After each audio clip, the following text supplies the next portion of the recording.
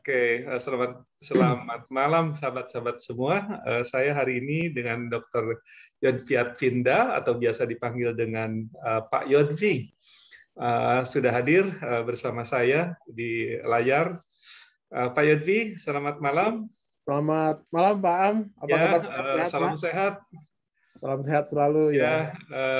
Gimana Bogor ini? Bogor Cuaca sudah turun hujan? tadi sore pas maghrib hujan lumayan deras, tapi sebentar Pak Am cukup Oh, oke. mengademkan Ya, suasana ya. ya. Sama, kita juga nih udah mulai hujan ya. Baik, Pak Yodvi, sebelumnya terima kasih nih sudah bersedia untuk hadir ya di acara obrolan inspiratif di Jendela Ambas Taman. Yang mudah-mudahan kita bisa berbagi ini dengan masyarakat yang menonton nanti. Gitu. Pak Yodvi, bagaimana sekarang kesibukannya ya di akhir-akhir ini? Ya, sehari-hari udah mulai mengajar. Saya sehari di Universitas Trilogi Pak Am, di Prodi Agribisnis, Fakultas Bioindustri. Mengajar masih secara online begitu. Kemudian saya aktif juga di beberapa organisasi profesi seperti Hiperkes dan A3 wilayah DKI Jakarta. Saya sebagai pengurus dan juga di alumni resimen mahasiswa. Itu aja sekarang yang aktif Pak. Oke. Terus mengajar masih memakai Zoom ya, tatap Zoom, layar ya? Ya, betul. Belum tatap muka ya? Belum. Mungkin akan dievaluasi dalam beberapa waktu mendatang katanya kalau sudah pandemiknya ada penurunan semakin ya? turun, mungkin akan ada tatap muka. Oke. Nah, Pak Yodvi, kita ingin ngobrol mengenai pengalaman Pak Yodvi ini ya, jualan tempe di Jepang ya, tepatnya di Okinawa ya. Itu bagaimana dulu ceritanya bisa di Jepang terus kemudian jualan tempe di Okinawa? Bisa diceritakan? Ya, terima kasih kesempatannya untuk mengingat kembali memori yang cukup menarik saya sampaikan di sini. Terima kasih Pak Am. Itu sekitar tahun 2003 sampai 2006 Pak Am. Kebetulan 3 tahun ya? Iya, 3 tahun. Saya saat itu mendampingi keluarga karena istri mendapat beasiswa Monbuso dari pemerintah Jepang dan keluarga ingin semua berangkat begitu. Jadi saya saat itu jadi manajer ekspor di sebuah perusahaan trading di Jakarta, akhirnya resign dan berangkat ke Jepang dengan tujuan sekolah juga gitu Pak. Rupanya di Jepang itu kebijakan beasiswa tidak boleh 2 orang sekaligus dalam satu keluarga. Jadi saya tidak boleh apply beasiswa. Jadi ketika saya sudah diterima proposal penelitian saya di lab Marine Science waktu itu, karena saya satunya adalah Marine Science and Technology di IPB ya? Ya, di Fakultas Perikanan. Lalu karena harus bayar sendiri dan mahal, akhirnya saya mundur tidak melanjutkan kuliah. Tidak jadi kuliah ya, tapi mendampingi istri. Akhirnya saya agak down juga, gimana 3 tahun nggak ada kegiatan. Kebetulan istri itu bidangnya teknologi pangan di IPB. Jadi sudah nyambung siap. lah dengan tempe kalau gitu ya. Iya, dia bawa ragi tempe, kebetulan Pak Am sudah siap kayaknya. Entah direncanakan, entah apa, tiba-tiba memang ada ragi tempe dibawa dari Bogor. Lalu kita sepakat gimana kalau kita bikin tempe di Okinawa. Nah, teman-teman rupanya yang sudah duluan di situ, kita kan ada Persatuan Pelajar Indonesia PPI. Di Okinawa. Di Okinawa ada sekitar 40 student lah. Ada yang berkeluarga, ada yang enggak. Nah, di antara mereka juga ada yang telah mencoba bikin tempe di Okinawa, tetapi tidak ada yang berhasil, Pak Am. Mungkin karena tidak mengerti dasar proses pembuatannya, sehingga ada yang bilang ke saya, Pak Yodvi, kami sudah pernah bikin tempe, tapi yang jadi bukan tempe, tapi kemenyan katanya. Nah, baunya luar biasa ya. Baunya agak menyengat. Nah, kebetulan ya alhamdulillah istri saya paham ya harus bagaimana kondisi lingkungan supaya tempe itu jadi, supaya miselia dari Rhizopus itu berkembang. Jadi caranya kita buat tempe, ditaruh di belakang kulkas, Pak Am. Di belakang kulkas itu kan ada panas ya, ada hangat. Nah, jadi ketika Okinawa itu ketika musim panas memang suhunya cukup panas kayak di daerah tropis. Tapi ketika bukan musim panas, di sana kan ujung ya, paling selatannya Jepang. Iya, iya. Ya, jadi ketika tidak musim panas, udaranya cukup dingin, sekitar 15 sampai 22 begitu. Nah, ini tuh tidak kondusif untuk tumbuhnya jamur tempe. Jadi harus dinaikkan suhunya. Nah, caranya itu dibuat rak, lalu ditaruh di belakang kulkas. Kebetulan kulkas kami tinggal di Kaikang namanya, Pak. Kaikang itu ibu kota Okinawa atau kota besar? Kaikang itu nama ini, Pak, nama asrama Kaikang. Ya. Kokusai Koryu Kaikang, artinya asrama untuk orang pelajar asing, pelajar luar negeri. Ya, Kokusai itu asing. Nah, kita tinggal di situ, kulkasnya disediakan, alat-alat lengkap semua. Jadi dicoba dan jadi bagus sekali. Ragi tempenya itu berkembang dengan baik. Jamur tempe itu, dan kita promosi ke teman-teman yang udah lama kangen sekali dengan tempe, udah bertahun-tahun bilang kami nggak merasakan tempe yang segar seperti itu. Akhirnya jadi menarik minat saya untuk membisniskan itu. Jadinya kita benar-benar fokus ke situ, Pak. Saya tidak kuliah, tetapi saya bikin tempe. Jadi tiap hari kita belinya di supermarket, berupa kilo aja kedelai. Ya, kedelainya saya beli yang packing 1 kilo, misalnya beli 5 kilo. Tapi lama-lama karena produksi meningkat, tidak efisien kalau beli packing kecil. Lalu kami cari di internet supplier yang bisa bal gitu ya, yang 1 karung. Lalu ketemu di dekat pelabuhan di Itomang ada gudangnya. Kita di sana, jadi sekali beli bisa 1 karung, 2 karung begitu, jadi lebih murah gitu, Pak Am. Nah, jadi tempe itu pertama kita jual ke teman-teman. Ya, karena memang kualitas tempenya bagus ya, Pak? Bagus, Pak Am. Bagus ya. Cuman karena di situ kedelainya cukup mahal, jadi harganya lebih mahal daripada harga daging ayam. Iya, itu ukuran berapa kali berapa, Pak? Itu untuk 1 porsi jualannya. Saya buat plastik ukuran 20 kali 15, Pak. Itu dibungkus plastik, Pak? Ya, dibungkus plastik ya. Jadi kita jual ke teman-teman, lalu mereka pada senang, teman-teman dari Malaysia juga gitu. Kemudian jadi pasarnya teman-teman Malaysia, teman Indonesia sendiri yang sudah tahu tempe, yang sudah kangen tempe dulu. Awalnya begitu. Masyarakat Okinawa sendiri ada yang nyoba nggak? Setelah itu, Pak. Jadi teman laris begitu, saya tambah tingkatkan produksinya. Lalu saya mulai mencoba menghubungi toko-toko sayur di sekitar tempat tinggal. Yaoya, kalau bahasa Jepangnya Yaoya. Yaoya-san, artinya orang toko sayur lah kita ya. Toko sayur ya, Nah, di antara toko sayur itu ada yang pernah membaca majalah bahasa Jepang yang memuat tempe secara masif. Jadi di halaman utamanya gitu, covernya itu tempe. Jadi kebetulan ya dia membaca itu dan saya datang dengan tempenya, dia langsung bilang, yang ini yang kamu maksud? Iya betul, saya bilang. Dia tertarik karena menurut dia tempe itu adalah makanan sehat, kenko sokuhing. Ya, bahasa Jepangnya itu kenko sokuhing, artinya makanan yang sangat sehat untuk kesehatan. Ya. Di Jepang sebenarnya juga ada yang mirip olahan kedelai. Tetapi bedanya dia dengan fermentasi bakteri, Pak. Namanya natto. Itu mirip sejenis tempe ya?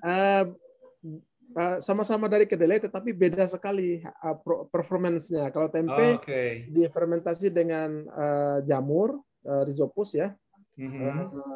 Tetapi kalau itu dengan bakteri. Sehingga dia seperti kedelai yang dicampur dengan lem. Jadi kayak itu ada lemnya ya. Kayak lem dia jadinya. Jadi makanya juga pakai sumpit. Perekat itu. Ya, makanya pakai sumpit. Nah, disebut natto. Itu aromanya tidak bagus, tidak saya nggak suka, tapi anak-anak suka. Oke. Begitu dia tahu tempe itu beda dan senang sekali dan minta diantar tiap hari ke tokonya. Jadi mulai saya pemasaran keluar, tidak hanya di teman-teman di PPI, tetapi juga ke toko-toko sayur. Kemudian pemasaran juga saya lebarkan ke ini, ada orang Indonesia yang menjadi awak kapal ikan tuna, Pak, di pelabuhan. Nah, mereka cukup banyak, dan kalau mau melaut oleh kapten kapalnya itu dia disuruh belanja. Nah, karena kenal dengan saya dan dia orang dari Jawa banyak gitu ya. Kali saya bikin tempe, wah Pak Yenti tolong disuplai, kami mau berangkat melaut. Jadi saya dapat orderan banyak kalau mereka order gitu ya. Karena dia 3 bulan di laut, Pak. Nah, jadi kadang-kadang saya harus produksi ekstra itu kalau orderan dari pelabuhan. Kalau ada pesanan tambahan seperti itu ya. Kalau mereka pulang dari melaut juga suka kasih ikan yang besar-besar seperti marlin, ikan tenggiri besar-besar ini Pak Yofi bawa pulang gitu. Iya. Itu orang Okinawa itu waktu mencicipi tempe gimana ya? Mereka suka, Pak? Karena mereka paham itu adalah makanan yang sehat, jadi tidak ada resistensi gitu, Pak. Malah orang Jepang secara umum, apabila dia mencicipi makanan yang baru, itu merupakan suatu keberkahan buat dia, karena dia percaya itu menambah umur katanya, Pak. Jadi kalau kita kenalkan makanan baru ya, jenis baru, misalnya kita dari Indonesia, kita kenalkan nasi uduk misalnya, atau nasi lengko gitu ya. Kalau istri saya di Cirebon suka bikin nasi lengko, kami suka undang juga teman-teman orang Jepang, dan mereka sangat antusias. Nasi lengko ya, Pak? Nasi lengko dari Cirebon ya? Dari Cirebon, Pak. Iya. Pantesan orang Okinawa, Pak, panjang umur, Pak. Iya. Pak Yonti promosi tempe. Iya, di Okinawa itu umur 70 tahun masih ada yang full maraton, Pak, 42 kilo. Iya. Jadi gitu. Jadi lanjut tempe tadi, setelah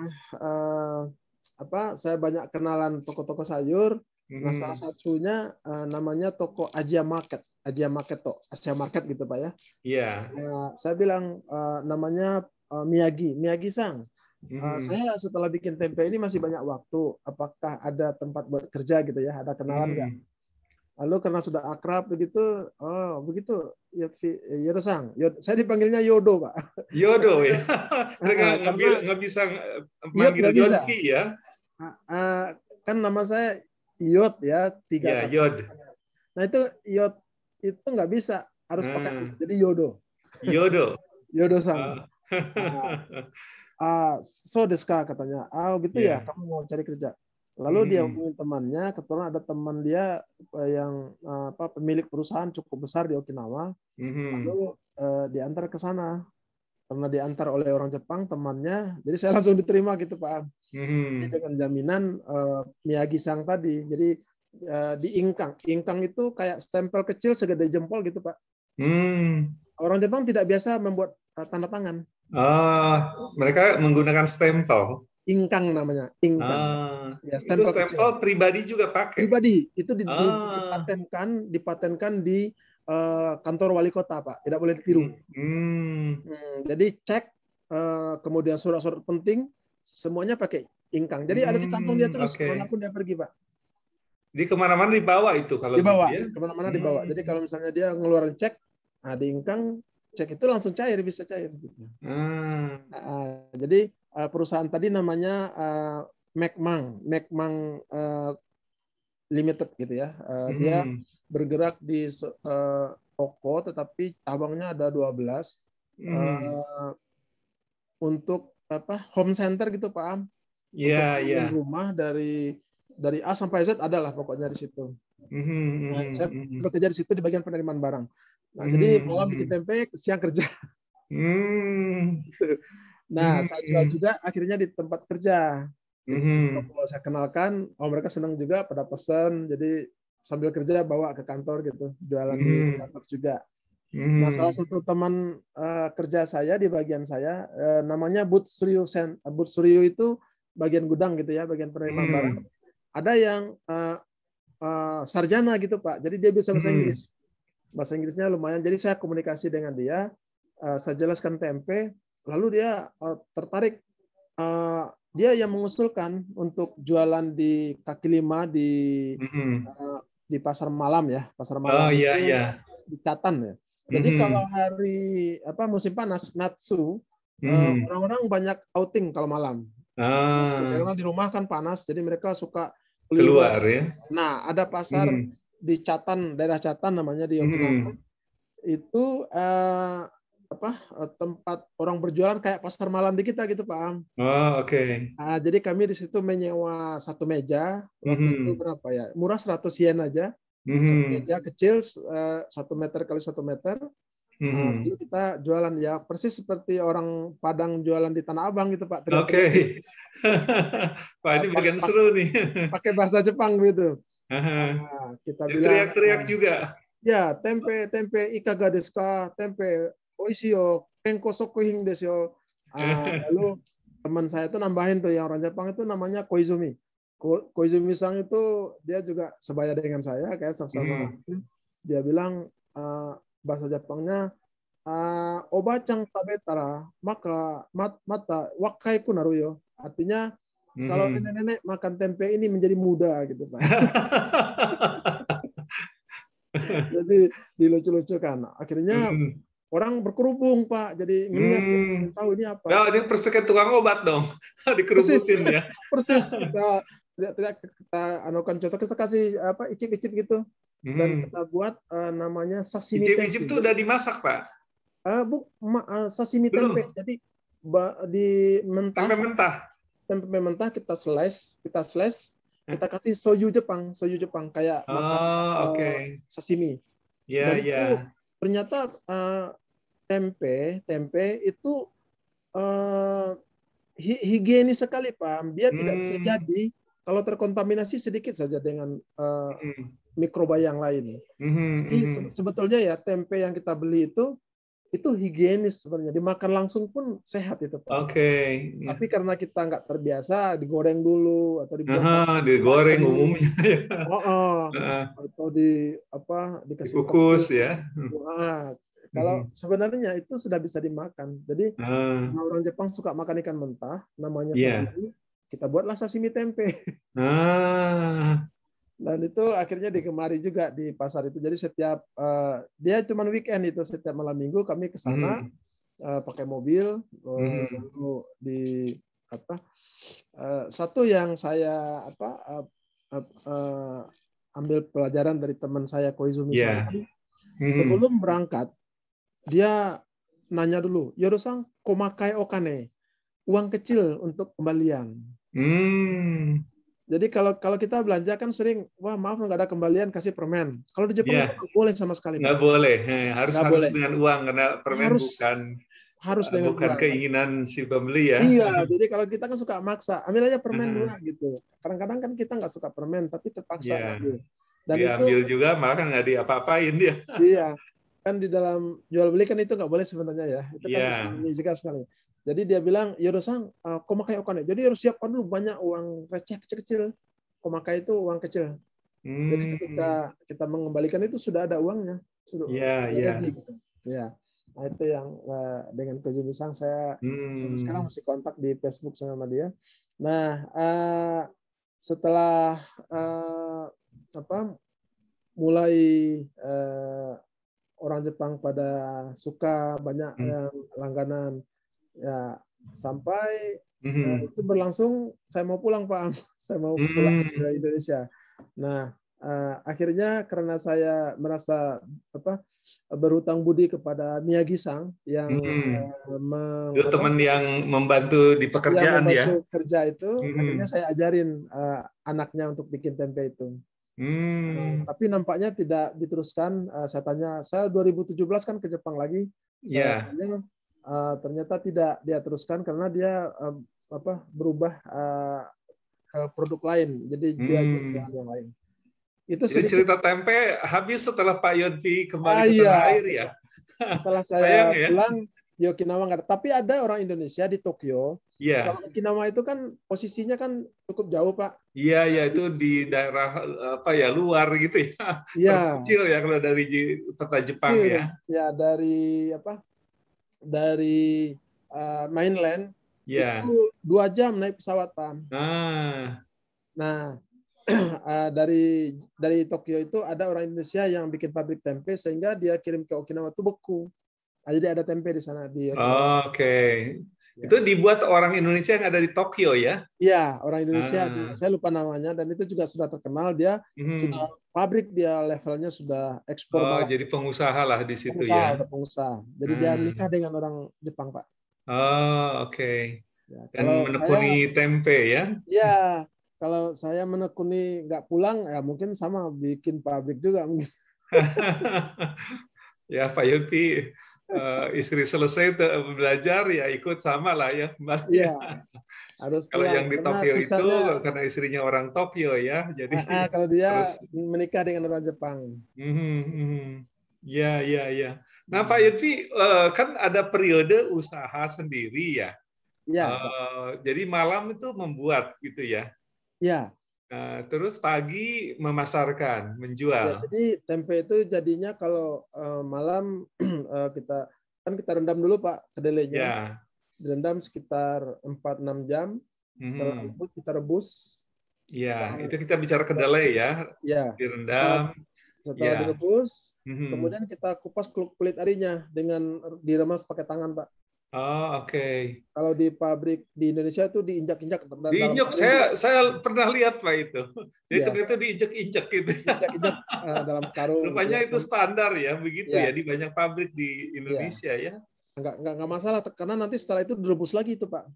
Oke, jadi Ya, jadi bakteri setelah bisa kulit terbunuh nah, ya. ya setelah kulit arinya terlepas, nanti Mm-mm. dicuci, direbus lagi. Setelah direbus untuk sterilisasi itu didinginkan, Pak.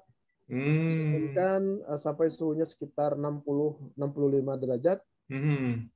Kemudian dikasih ragi, Mhm. baru dibungkus dan tidak boleh kedap, harus ada berhubungan dengan udara sedikit. Jadi kalau kita bungkus Hmm. dalam plastik mesti ditusuk dengan jarum, Pak. Oh, oke. Karena dia reaksinya adalah aerob, Oke, bukan jadi harus ada air. udara ya. Ya harus ada udara, Hmm. ada oksigen. Harus ada Jadi kalau oksigen kita ya. beli tempe yang dari plastik, biasanya itu ada bekas tusuk-tusuknya itu. Oh, karena itu ya Ya, supaya ada udara. ada ya udara ya, oksigen ya. Ya. Mhm. Kalau apa tuh? Kalau yang pakai daun nggak perlu Ya. karena nggak kedap ya. Oke. Ya. Itu lebih bagus mana? Saya kira lebih bagus daun barangkali ya Pak Yud ya. Bagus daun karena apa? Daun itu kan alami ya, Pak, Lebih alami ya. natural gitu ya. Tidak ada Mhm. zat-zat kimia yang terlepas Ya. gitu ya. Daun pisang nggak ada ya di Okinawa Pak? Ada tetapi agak jauh ngambilnya. Jadi kita Ya. apa? Effort untuk mendapatkan daun pisang cukup cukup Berat ya. ini ya Oke, jadi pakai plastik aja ya. pakai plastik ya. Ya. Itu berapa kemampuan Pak Yopi memproduksi ya rata-rata? Peaknya itu sehari itu bisa antara 15 sampai 20 kilo kedelai, Pak. Oh, 15-20 kilo kedelai ya. Iya. Karena Mhm. manual pakai tangan ya lumayan pegel juga tangan Iya, ngeremes Pak itu. Yopi sendiri ya. Karena istri Iya pasti sendiri. sibuk belajar lah ya. Istri khusus belajar, anak sama masak. Anak-anak kan masih kecil ya. Ya. Ya anak saya Anak ya 20 ada yang masih lahir di sana, Pak? enggak ada, Pak. Nggak ada. Oh, semua lahir di Indonesia. Lahir di Indonesia, yang gede itu umur 7 tahun berangkat ke Mhm. sana, yang kecil umur 2 tahun. Oh. Ya. Yang besar berarti sekolah SD-nya di Jepang ya? SD-nya di Jepang sampai kelas 5 dia.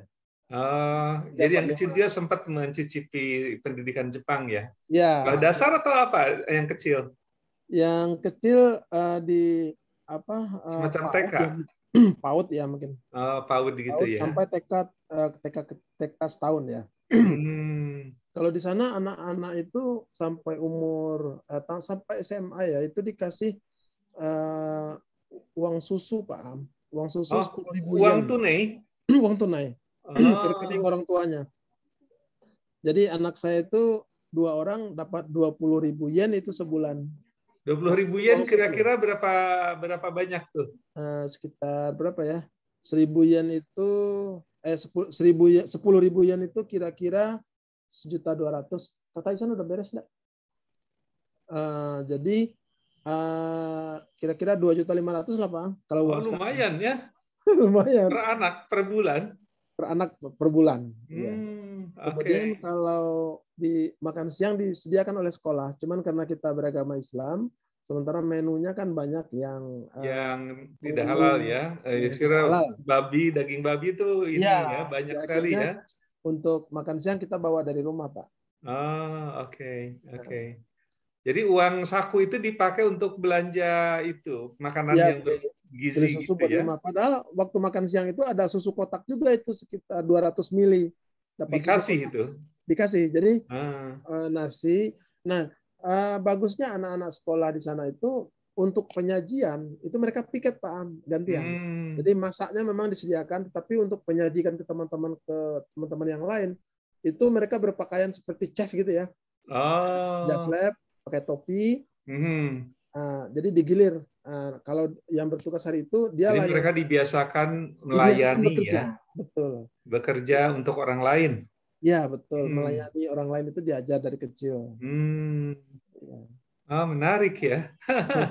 Nah, Pak Yodi setelah ini kemudian bekerja kan ya, tapi tempe kan nggak ditinggalkan ya. Ya. Di malam hari tetap membuat tempe. Ya. Terus memasarkannya ke kantor di tempat kerja kan ya tadi. Diantaranya ke kantor. Kalau pagi-pagi saya ke toko sayur dulu. Sempat mampir dulu supply ke toko sayur ya. Ya, toko sayur. Kemudian kalau di kantor itu nggak tiap hari, kalau ada yang pesan dia pesan nanti kita bawain. Iya. Nah, kalau yang di pelabuhan yang orang-orang Indonesia yang kerja di kapal tuna itu ordernya sekali order banyak tapi tidak rutin juga karena itu kadang-kadang kalau mereka berlabuh kalau mereka mau berangkat ke laut melaut begitu dia telepon baru mereka beli. Ya Pak Yofi tolong siapkan sekian bungkus gitu. Iya. Pak, hasil jualan tempe cukup ya? Lumayan Pak, karena di sana kan termasuk eksklusif ya. Orang menghargai makanan yang sehat di sana. Jadi ya cukuplah saya bisa mengumpulkan uang jalan-jalan di Jepang gitu. Jadi kalau ada yang dulu ya zaman kita di sana itu penerbangan ANA Airways itu siapa yang ulang tahun itu dapat diskon 50% tiket, Pak. Pada saat ulang tahun dan terbang dengan ANA ya? Iya, terbang dengan ANA. Dapat diskon 50%. Dapat diskon 50%. Jadi kita setiap bulan Januari anak saya itu ulang tahun. Kita selalu memanfaatkan waribiki namanya. Waribiki itu diskon. Waribiki Goju Pasento. Waribiki itu diskon 50%. Kita pergi berempat, bayarnya berdua. Jadi boleh bawa keluarga juga. 50% itu nggak hanya untuk yang ulang tahun, tetapi boleh dia pengiringnya gitu. Jadi orang tuanya dapat 50% juga. Tapi sekarang udah nggak ada, Pak. Sekarang udah nggak ada ya. Iya. Jadi kita ke Hokkaido, kita pergi ke Tokyo, ke Kagoshima, ya puas-puasin jalan-jalan aja. Iya. Wah, saya tadi cerita yang kayak di pasar Tanah Abang itu teriak-teriak jualan tempe itu dikerubutin, seorang mencoba, wah seru tuh. Nggak ada fotonya ya Pak Yudbi ya? Kalau yang itu kebetulan nggak ada fotonya lagi malam, dan nggak kepikir waktu itu kalau saya. Itu malam ya? Atau malam? Malam, Mbak. Yang karena musim panas orang pada keluar itu ya? Iya pasar malam. Jadi memang rame, jual macam-macam itu Pak, segala macam ada di situ, pakaian, alat-alat listrik segala. Jadi nah kita bisa sewa tempat, lalu jualan lah ala kaki lima di Okinawa begitu. Setiap orang yang lewat kita promosikan ini Kenko Sokuhing makanan sehat, sashimi tempe gitu ya. Akhirnya mereka berhenti dan mencoba, oishi, akhirnya beli. Lalu, minggu depannya ada yang nunggu. Tapi ada yang menarik satu ada orang Jepang, dia pernah ke Jakarta, Pak. Pernah ke Jakarta. Mungkin tinggal cukup lama di Jakarta. Iya. Dan kenal sekali, akrab dengan tempe. Begitu dia lihat kita jualan tempe di sana, dia exciting, bukan main begitu ya. Udah lama katanya pingin makan tempe karena dia di Jakarta dulu dengan mudahnya mendapat tempe. Di selama di Okinawa susah. Lalu kita jualan di sana, malah dia bantu jualannya. Jadi dia jadi ikut jadi sales membantu lah ya. Dia perempuan.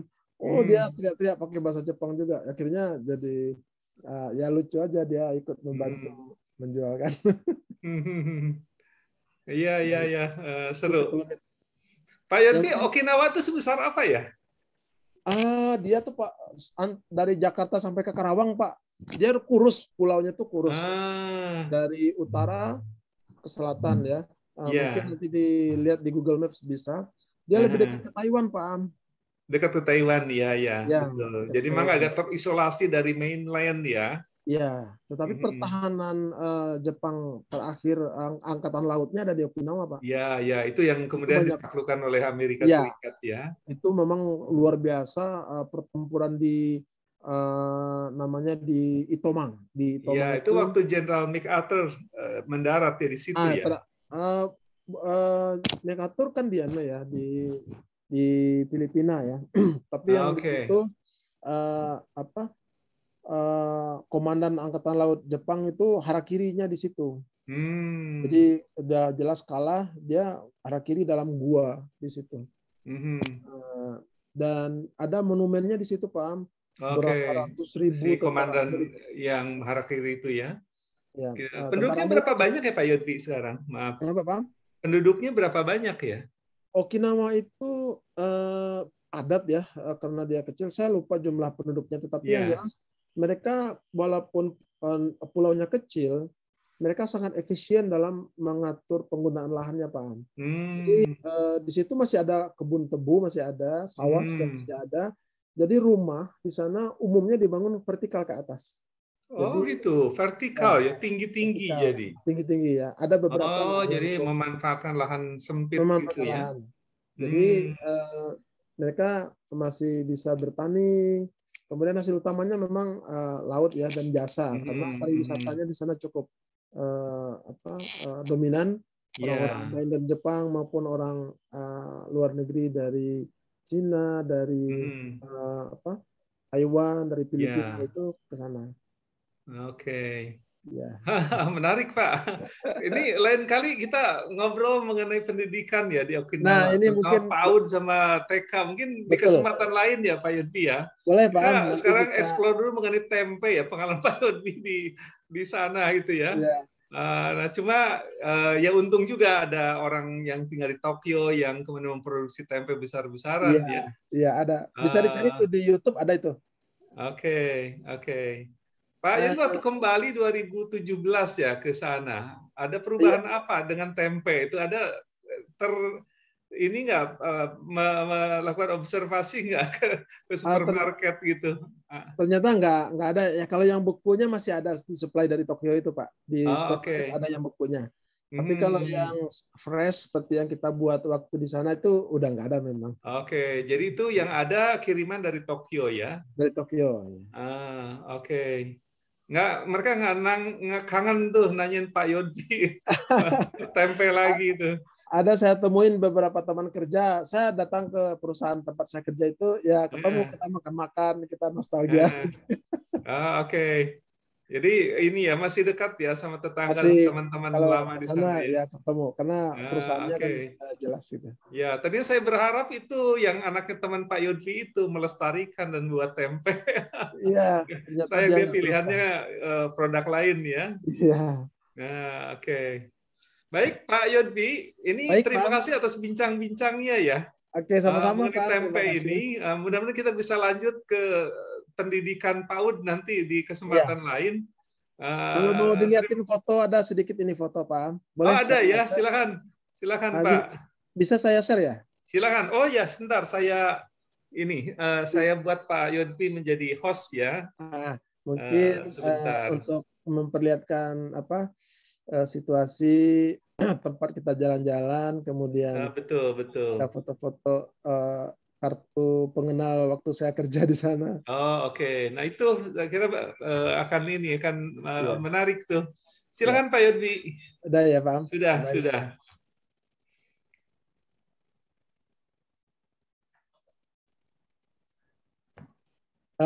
Terlihat, Pak?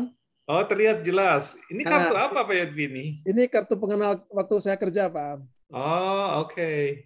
Ini nama perusahaannya Mekmang. M ini Mekmang. Ini cabangnya Nyumang. Oh, oke. Ini bahasa tempat saya bagian itu namanya But Suryo. But Suryo itu gudang penerimaan barang gitu, Pak. Oh, oke. Nah, kalau Iya, iya. ini kita jalan-jalan ke Kagoshima pakai mobil sewa waktu itu. Oke. Jadi saya dapat SIM di Jepang. Kalau dapat SIM Oke, itu bisa mengendarin sesuatu yang sendiri biasa ya. bisa. Tapi karena tesnya ketat sekali, Pak. Untuk saya dapat SIM, Untuk dapat SIM itu ya. ya tidak mudah. Tapi karena Mhm. saya udah biasa di Indonesia, Mhm. tes 3 kali lulus. Teman-teman ada yang sampai 7 kali baru lulus. 7 kali baru lulus ya. Ini jalan-jalan Ohanami namanya, Pak. Ohanami Ah. itu adalah pada saat sakura berkembang, ada wisata melihat sakura. Mhm. Mhm. Ini anak saya yang jaket putih ini kebetulan namanya Chinese ya, jadi mirip orang Jepang. Mirip sekali sama ibunya. Iya. Ini tempat saya kerja, Pak. Ya. Di tokonya cukup besar. Mhm. Ya. Ini ketika akhir tahun toko itu memberi setiap orang belanja 2.000 yen dapat 1 kupon. Lalu Ah. pada tanggal 2 Januari kupon itu diundi. Nah, ini saya kebagian mengundi, kita putar. Mhm. Yang keluar warna yang keluar hijau dapat sepeda. Kalau yang merah Ah. dapat apa gitu. Kalau kuning dapat ini voucher Oke. belanja. Ya, Hmm. itu sekelumit mungkin cerita di Jepang. Nanti boleh, Pak, kita lanjut tentang bagaimana Jepang membentuk karakter anak. Ya, akan sangat Itu. menarik tuh untuk pembelajaran kita. Ya, ya. Betul, betul. Oke, Wah, saya Pak Yudwi nampak muda ya kelihatan. Usia masih berapa tahun umur waktu itu, Pak? 2003 masih 35 tahun, Pak. Oh, oke. Lagi puncak-puncak energinya ya, Lagi 35 lagi tahun ya. energik ya. Mhm. Oke, mungkin itu, Pak. Ya, baik Pak Yudwi, sekali lagi terima Baik. kasih nih atas Oke, terima sharing kasih sama-sama, obrolan Pak. pengalamannya ya, dan Ya, insya Allah kita lanjut nanti untuk baik. bicara atau obrolan tentang pendidikan anak-anak ya di Jepang. Ya, boleh, Ya, Pak. ya. Terima kasih sekali lagi Pak Yudwi. Sama-sama, terima kasih, Pak. Salam sehat ya, Salam, salam buat salam sehat keluarga. selalu. Ya. Ya, saya tutup ya Pak. Baik, terima Assalamualaikum kasih, Pak. warahmatullahi wabarakatuh. Waalaikumsalam Terima warahmatullahi wabarakatuh. kasih. Ya.